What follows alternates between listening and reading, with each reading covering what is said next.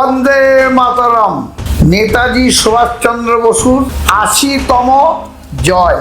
নেতাজি সুভাষচন্দ্র বসু আমাদের বুকের মধ্যে আছে, আমাদের তথা ভারতবর্ষের মধ্যে রক্তের সঙ্গে মিশে আছে।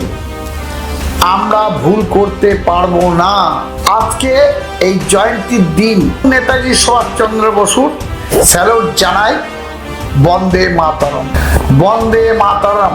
আমি বলেছি, আমার রানী মায়ের কাছে প্রার্থনা করেছি, যেন জনম জনম আমাদের ভারতবর্ষে নেতাজি সুভাষচন্দ্র বসুর মতো একটি করে সন্তান প্রত্যেক ঘরেতে জন্মায়।